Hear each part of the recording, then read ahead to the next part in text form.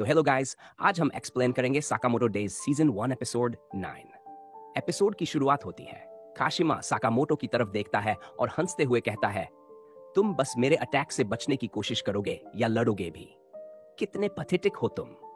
Sakamoto शांत रहता है और जवाब देता है, मेरे दोस्तों को ये लैब बहुत पसंद है। मैं चाहता हूं कि तुम और तुम्हारा क्रू इसे छोड़कर चले जाओ। काशिमा ठंडी सांस छोड़ता है और मुस्कुराकर कहता है, तुम्हें अगर सही नजरिए से देखना आता तो समझ पाते कि मेरे रिसर्च से कितने लोगों का भला होगा। मेरी वजह से असैसिन वर्ल्ड का फ्यूचर ब्राइट होने वाला है।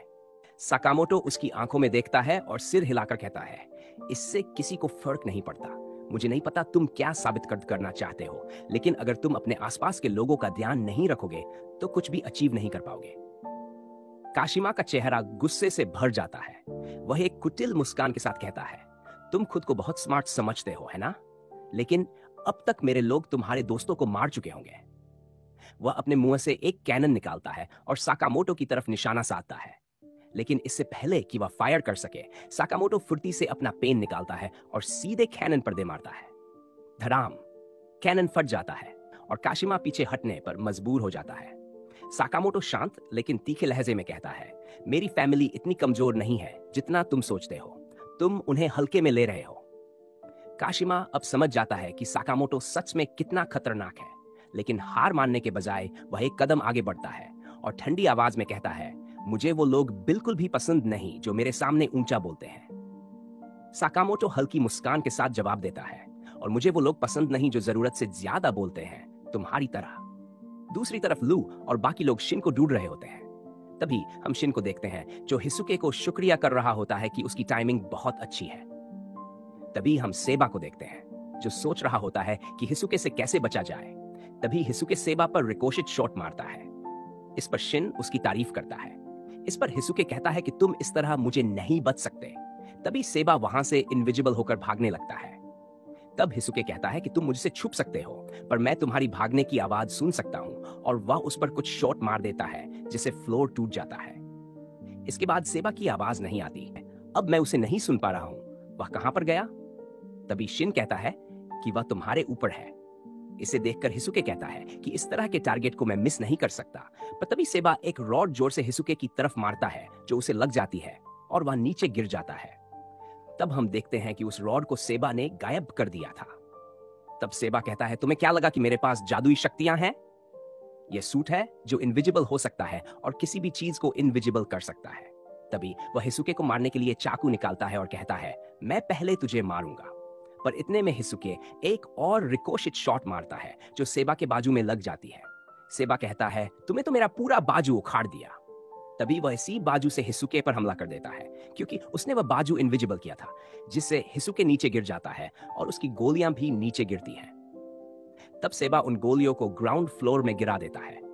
सेबा कहता है, मुझे नहीं पता कि लोग दूसरों के लिए अपनी जिंदगी खतरे में क्यों डालते हैं। जिंदगी बहुत आसान होती है बिना दोस्तों के। और वह वहां से इनविजिबल होकर जाने लगता है। इस पर हिसुके कहता है, मेरे दोस्तों ने कहा था कि मैं सबसे अच्छा स्नाइपर हूं, तो मैं उन्हें झूठा साबित नहीं करना चाहता। और वह पिसुके को आवाज लगाता है। पिसुके एक गोली उसके पास फेंक देता है। तब हिसुके उसे गोली को रिलोड कर सेबा को नहीं मारता, परंतु एक दरवाजे में मारता है। सेबा कहता है, तुमसे तो यह शॉट भी मिस हो गया। पर वह डिफ्लेक्ट होकर फायर अलार्म में लग जाती है, जिससे पानी सेबा पर गिरने लगता है। शिन पीछे से आकर एक जोरदार किक सेबा को मारता है जॉर्ज, जिससे वह बेहोश हो जाता है। तब हिसुके कहता है, मैंने परफेक्ट प्लान बनाया था। इस पर शिन कहता है, तुम्हारा दिमाग पढ़ना इतना भी आसान नहीं है। इतने में उनके पीछे एक एक्सप्लोजन होता है। एक्सप्लोजन को सुनकर काशिमा साकामोटो को बताता है, मैंने पहले से ही इंतजाम किया हुआ था कि अगर कोई ऑर्डर मेंबर मेरी लैब को फाइंड कर लेता है तो सारे एविडेंस फैक्ट्री में 20 मिनट में खत्म होने वाले हैं। साकामोटो कहता है, 20 मिनट? 5 मिनट ही बहुत है तुम्हें खत्म करने के लिए। और साकामोटो और काशिमा म्यूजियम के अंडरग्राउंड लड़ रहे हैं, जहां एक रेलवे ट्रैक भी गुजरता है और यहां एक पैसेंजर लाइन भी है।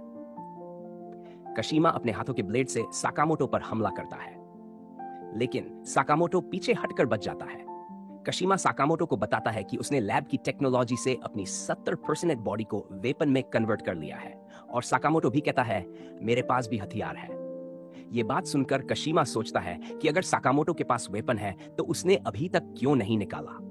साकामोटो अपनी जेब से एक स्टिकर, एक लीड वाली पेंसिल और एक एडवर्टाइजमेंट का पेपर निकालता है, जिन्हें देखकर कशीमा हैरान हो जाता है और वह साकामोटो पर हमला कर देता है।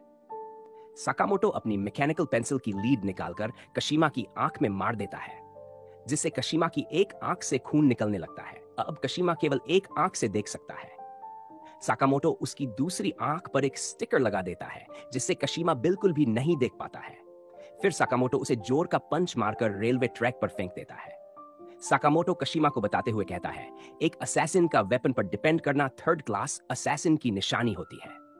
कशीमा उठकर कहता है, तुम तो एक थर्ड क्लास असैसिन को भी नहीं हरा पा रहे, तो तुम फिफ्थ क्लास असैसिन हो। साकामोटो उसे सही सलामत उठते हुए देखकर पूछता है, क्या तुम इमॉर्टल हो? कशीमा जवाब देता है, गुड क्वेश्चन, लेकिन मुझे भी नहीं पता मैं किस तरह से मर सकता। कशीमा साकामोटो से कहता है, एक्स ने मुझे सब कुछ करने की परमिशन दी है। तभी एक तेज रफ्तार ट्रेन गुजरती है। ट्रेन से बचने के लिए साकामोटो और कशीमा साइड में कूद जाते हैं। ट्रेन के गुजरते ही कशीमा अपने हाथों की वायर्स निकालता है और साकामोटो को पकड़ लेता है।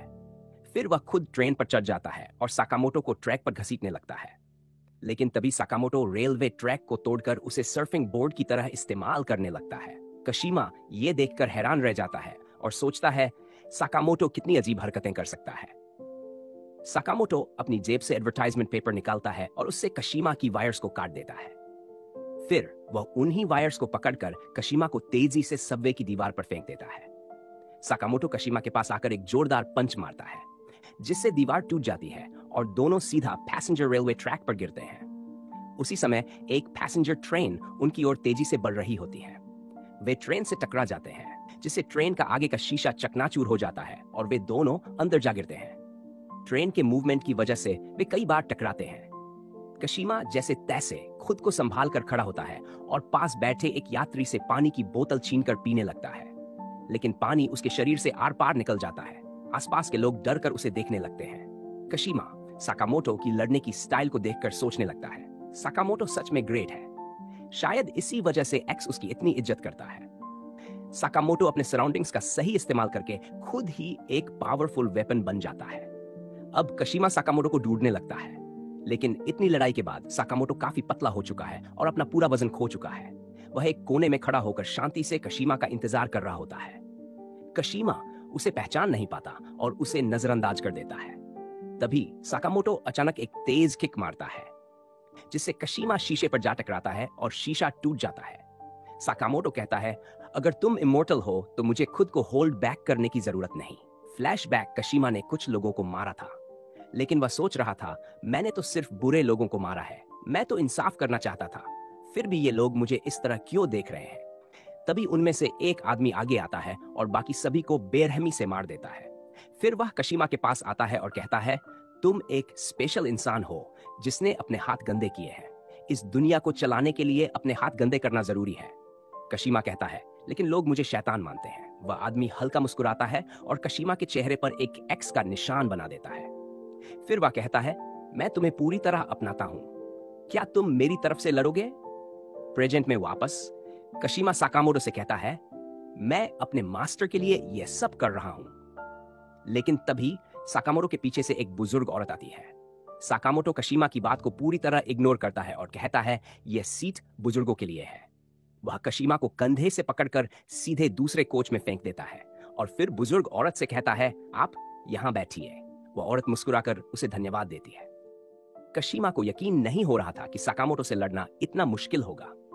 वह सोचने लगा कि आखिर साकामोटो इतना ताकतवर कैसे हो सकता है।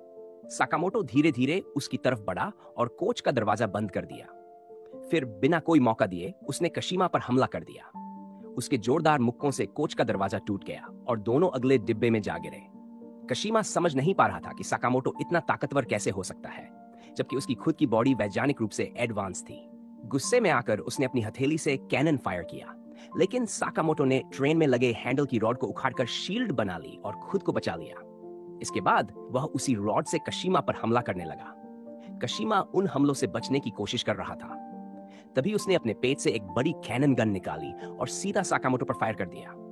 धमाके की ताकत से साकामोटो ट्रेन की खिड़की तोड़कर बाहर गिर गया और सामने से आ रही दूसरी ट्रेन से टकरा गया। लेकिन उसने खुद को जल्दी संभाल लिया और दूसरी ट्रेन के ऊपर दौड़ते हुए वापस पहली ट्रेन में आ गया। कशीमा को लगा कि अब वह बच जाएगा, लेकिन तभी साकामोटो उसके बगल वाले दरवाजे से अंदर आ गया। साकामोटो को देखकर कशीमा घबरा गया और अजीब हरकतें करने लगा। वह ट्रेन में बैठे बुजुर्ग लोगों को उठाकर साकामोटो की ओर फेंकने लगा, लेकिन साकामोटो ने उन्हें आराम से पकड़कर सीट पर बैठा दिया। गुस्से और डर से कशीमा चिल्लाया, मेरे पास मत आओ, तुम मरते क्यों नहीं? साकामोटो शांत लहजे में बोला, मुझे नहीं पता कि तुम क्या कहना चाहते हो, लेकिन मैं नहीं चाहता कि तुम जैसे लोग मेरी फैमिली के आसपास भी भटको। तभी ट्रेन एक राउंड लगाकर ओक्ताबी स्टेशन पर पहुंच गई। साकामोटो ने बिना समय गंवाए कशीमा को एक जोरदार मुक्का मारा, जिससे दोनों ट्रेन का शीशा तोड़ते हुए बाहर जा गिरे। कशीमा बेहोश हो गया। साकामोटो ने उसे घसीटकर प्लेटफॉर्म से दूर किया। तभी शिन का फोन आ जाता है। शिन पूछता है, आप ठीक हो? साकामोटो कहता है, हाँ, मैंने बॉस को हरा दिया है। फिर वह शिन को बताता है कि यह जगह 15 मिनट में खत्म होने वाली है, तो जल्दी निकलो। इसके बाद वह काशिमा को एक गाड़ी के ऊपर फेंक देता है। इसके बाद हम लैब के बेसमेंट में लू को देखते हैं, जो ऊपर की तरफ बढ़ रही है। लू के आसपास की चीजें डिस्ट्रॉय हो रही हैं, लेकिन उसे पता नहीं चलता कि यह सब कैसे हो रहा है। तभी अचानक लू के ऊपर पूरी की पूरी सीलिंग गिरने वाली होती है, लेकिन शिन आकर उसे बचा लेता है। दोनों एक दूसरे को देखते हैं और सुबह जो लड़ाई हुई थी एप्रन की वजह से, उसकी वजह से दोनों गिल्टी महसूस करते हैं और एक दूसरे से नजरें नहीं मिला पाते। तभी वहां हिसुके भी पहुंच जाता है और सोचने लगता है कि इन दोनों के बीच क्या हुआ होगा। फिर लू अचानक रोने लगती है और सॉरी कहती है। वह शिन से कहती है, मुझे तुम्हारा एप्रन नहीं पहनना चाहिए था। शिन उसे रोते हुए देखकर कहता है, ठीक है, जाने दो इस बात को। मेरा मतलब, इसमें मेरी भी गलती थी। मैंने तुम्हें उल्टा सीधा बोल दिया, वो मुझे नहीं कहना चाहिए था। अब शिन और लू के बीच की गलतफहमी खत्म हो जाती है, लेकिन अस्कुरा ने अभी तक शिन से कुछ नहीं कहा। तभी पीछे से अस्कुरा शिन को आवाज लगाता है। शिन पीछे मुड़कर देखता है, लेकिन अस्कुरा माफी मांगने की हिम्मत नहीं कर पाता और बस हाय कहकर रह जाता है। शिन उसे देखकर मुस्कुराता है और कहता है, बहुत समय हो गया आपसे मिले हुए। तभी उसे याद आता है कि यह जगह जल्द ही नष्ट होने वाली है।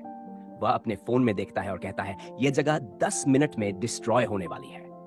हिसुके चिंतित होकर कहता है, मैंने यहां आते वक्त बहुत सारे लोगों को देखा था, हम उन्हें कैसे बचाएंगे? शिन तुरंत अस्कुरा से पूछता है, क्या तुम्हें इस जगह का मैप याद है? अस्कुरा फौरन जमीन पर मैप बनाता है। शिन उसे देखकर अपनी माइंड रीडिंग शक्ति से बाकी लोगों का पता लगाता है और फिर वे सभी 2-2 के ग्रुप में बांटकर लोगों को बचाने के लिए दौड़ पड़ते हैं। दूसरी ओर शिशिबा और उसरागी एक कमरे में फंसे होते हैं, जिनके ऊपर भी छत गिरने वाली होती है। उसरागी शिकायत करती है, क्या आप अपना काम खत्म कर चुके हैं? मैं इन टुकड़ों को हटाते हटाते बोर हो चुकी हूं। शिशिबा मुस्कुराकर कहता है, मैं तुम्हारे एफर्ट की सराहना करता हूं। तभी स्क्रीन पर एक चेहरा दिखाई देता है। शिशिबा उसे देखकर तुरंत पहचान जाता है और कहता है, यह वही है, स्लर। उसरागी चौंक कर कहती है, स्लर तो बहुत ताकतवर दुश्मन है। शिशिबा कोई जवाब नहीं देता, बस हथौड़ा उठाकर स्क्रीन तोड़ देता है। जो भी ऑर्डर से पंगा लेगा वो मरेगा। इस बीच शिन और अस्कुरा लोगों को बचाने के लिए भाग रहे होते हैं। शिन अपनी शक्ति से सुनता है कि पास में 2 लोग फंसे हुए हैं। वह अस्कुरा को एक के पास भेज देता है और खुद आगे बढ़ता है। आगे जाकर उसे एक अजीब आदमी दिखता है। शिन को उसके आसपास एक अजीब सा एहसास होता है, जैसे उस आदमी ने किसी को मार दिया हो। वह वहीं रुक जाता है। वह आदमी धीरे धीरे शिन के पास आता है, उसके करीब से गुजरता है और कहता है, तुमसे मिलकर अच्छा लगा, मेरी शुभकामनाएं साकामोटो को देना। शिन हैरानी से उसे देखता है, लेकिन जैसे ही वह पीछे मुड़कर देखता है, वह आदमी वहां से गायब हो चुका होता है। शिन सोचने लगता है, यह आदमी कौन था? इसके बाद सीन बदलता है और हम देखते हैं कि सभी लोगों को सुरक्षित बाहर निकाल लिया गया है। तभी शिन और अस्कुरा भी वहां पहुंच जाते हैं। लू उन्हें देखकर साकामोटो से कहती है, ये भी आ गए। शिन सभी लोगों की ओर देखता है और कहता है, तुम्हारी लैब तो डिस्ट्रॉय हो गई। लेकिन तभी उनमें से एक वैज्ञानिक मुस्कुराकर कहता है, जो भी डाटा जरूरी था वह हमारे दिमाग में है, तुम्हें चिंता करने की कोई जरूरत नहीं। सभी लोग एक दूसरे की ओर देखते हैं और मन ही मन सोचते हैं, शिन ने हमें बचा लिया। यह सुनकर शिन सभी को चुप रहने के लिए कहता है और कहता है, तुम लोगों को तो यह पसंद नहीं था कि मैं तुम्हारे थॉट्स पढूं और अब खुद ही मेरे बारे में सोच रहे हो। लेकिन फिर भी सब चुप नहीं होते। इसी बीच अस्कुरा साकामोटो के पास जाता है और कहता है, शिन तुम्हारे साथ काम करके खुश है, तो तुम उसका इसी तरह से ख्याल रखना। इस पर लू मुस्कुराते हुए कहती है, इसके लिए आप हम पर विश्वास कर सकते हैं। इसके बाद सीन बदलता है और हम साकामोटो के घर का दृश्य देखते हैं, जहां सभी लोग एक साथ खाना खा रहे होते हैं। मिसेज साकामोटो उन्हें देखकर पूछती है, तुम सभी इतने थके हुए क्यों लग रहे हो? शिन फौरन जवाब देता है, हम आज म्यूजियम घूमने गए थे। तभी हाना उत्साह से कहती है, पापा, स्कूल में आज एक मजेदार बात हुई। मैडम ने मुझे ब्लैक बोर्ड पर उत्तर लिखने को कहा। इस पर हिसुके उसे बधाई देता है। उधर लू थकान के कारण सो रही होती है। शिन उसे सोया हुआ देखकर धीरे से उसका खाना खाने लगता है, लेकिन तभी लू की आंख खुल जाती है। वह शिन को अपने खाने पर हाथ साफ करते देख गुस्से में आ जाती है और दोनों आपस में झगड़ने लगते हैं। उनकी लड़ाई बढ़ती देख साकामोटो झुंझलाकर दोनों के सिर आपस में टकरा देता है। शिन तुरंत शिकायत करता है, अब ये क्यों किया आपने? साकामोटो हल्की मुस्कान के साथ जवाब देता है, क्योंकि तुम अपनी गलतियों से कभी नहीं सीखते। और इसी के साथ यह एपिसोड खत्म हो जाता है।